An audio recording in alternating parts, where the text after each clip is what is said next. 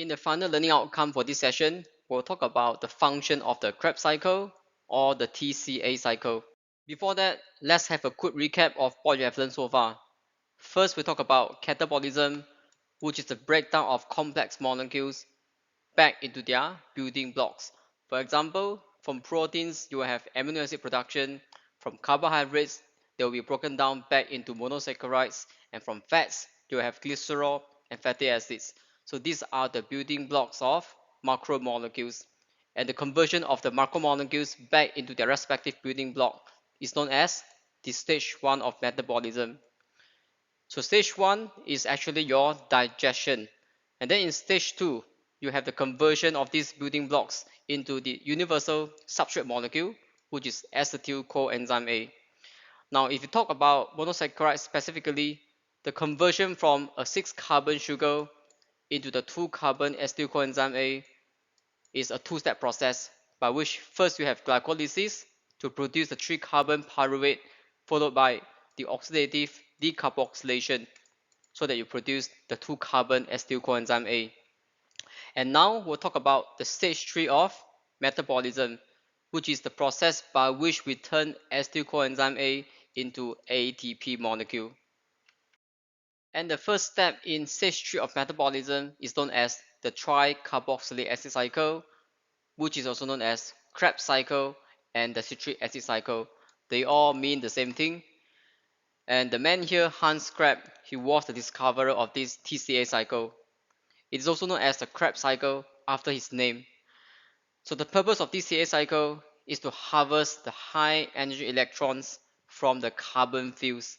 Particularly now we talk about the 2-carbon acetyl coenzyme A. So it is a cycle because its first substrate, which is a 4-carbon oxaloacetate, is also the last substrate in the series. So what you have here is a simplified diagram. So this cycle is fed with the 2-carbon acetyl coenzyme A to form a 6-carbon citric acid. And in a series of reactions, you got the production of 1, 2, 3 NADH, and then 1 GTP and 1 FADH2. So all these reducing equivalents in pink can then be used in oxidative phosphorylation for the production of more ATPs. And now let's look at some further details about the TCA cycle. First of all, the TCA cycle provides the majority of ATP in most animal cells. You have just learned that with the oxidative decarboxylation of pyruvate, they can provide some little sum of energy, and you have learned that in glycolysis you have the production of 2 ATP per glucose molecule, but majority of the ATP production will actually come from the contributions of TCA cycle, and you'll see why later.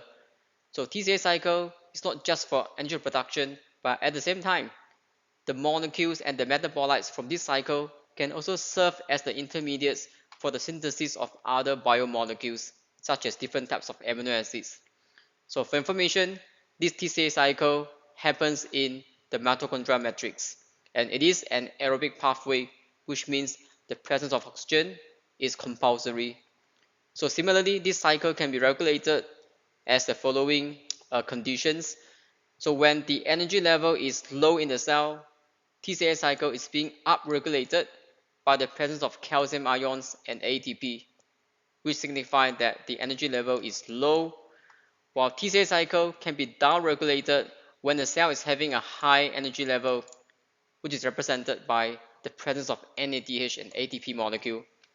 Okay, this is just to show you the structure of a mitochondria, and here is your matrix. It contains the enzymes needed to catalyze the TCA cycle.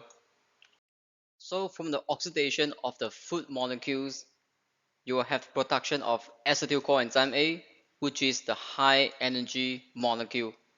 But how do we release its energy? Well, we do so by breaking the high energy covalent bonds known as the thioester bond in between the acetyl group and the coenzyme A.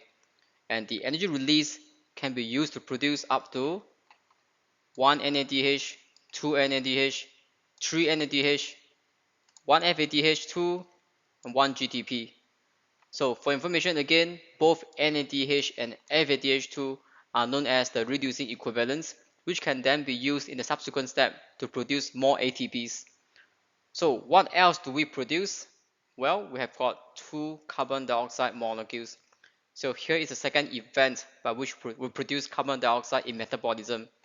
And this process of producing carbon dioxide is known as, again, oxidative decarboxylation. So, do you have to memorize everything in this cycle?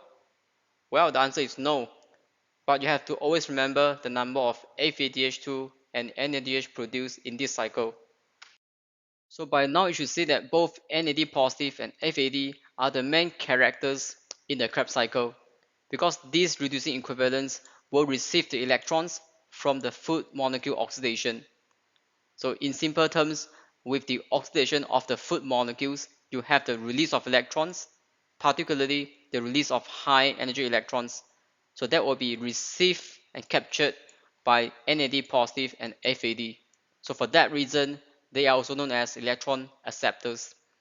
So once they accepted electrons along with protons, they will become either NADH or FADH2. So when they have become NADH and FADH2, these molecules are said to be reduced. And for that reason, they are known as reducing equivalents. So FADH2 and NADH are also known as coenzymes because they are needed in many other chemical reactions for the transfer of electrons. So we have got both NADH and FADH2. These are energy-rich molecules that can be used in oxidative phosphorylation for the production of ATP subsequently. Okay, here's just a quick revision of basic chemistry. When something loses electrons, it is said to be oxidized. But when something receives electron, it is said to be reduced. So which form do you think has more energy? Is it the oxidized form or the reduced form? Well, the answer is the reduced form, because they have now received the high energy electrons. In other words, both NADH and FADH2 can provide their reducing power by donating those high energy electrons in the process of oxidative phosphorylation to produce ATP in the electron transport chain. And for information, NADH has a higher reducing power than FADH2. Why is it so? That's because for every NADH, it is equivalent to 3 ATPs. And therefore, with the 3 NADH produced per acetyl coenzyme A in the TCA cycle, we can get up to 9 ATP production. How about FADH2? Well, 1 FADH2 is equal to 2 ATP. As for the GDP, it can transfer its phosphate group onto an ADP, forming an ATP. So 1 GDP is equal to 1 ATP. So since this process involves the direct transfer of the phosphate group from a substrate to another substrate, it is known as the substrate level phosphorylation. But always bear in mind, the above calculation is taking into account of only one acetyl coenzyme A. But for every glucose, 2 acetyl coenzyme A can be produced, and therefore the real numbers will be everything but times 2. When we talk about the Krebs cycle, we talk about power generation, we talk about catabolism, but in fact, the Krebs cycle is also a source of biosynthetic precursors such as nucleotides, amino acids, and even lipids.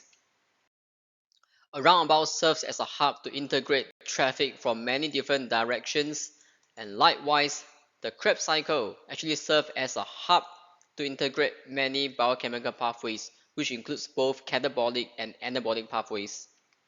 Now, to put everything together, we digest and oxidize food molecules so that they are fully oxidized into carbon dioxide and water, while the high energy electrons, which are originally contained in the covalent bonds, are now released and captured by these reducing equivalents, such as NAD positive and FAD, forming NADH and FADH2, which can then donate their electrons into the electron transport chain in the process known as oxidative phosphorylation for the production of more ATPs.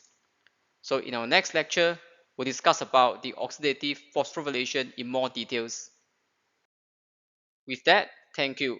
And if you have any questions, feel free to send me an email.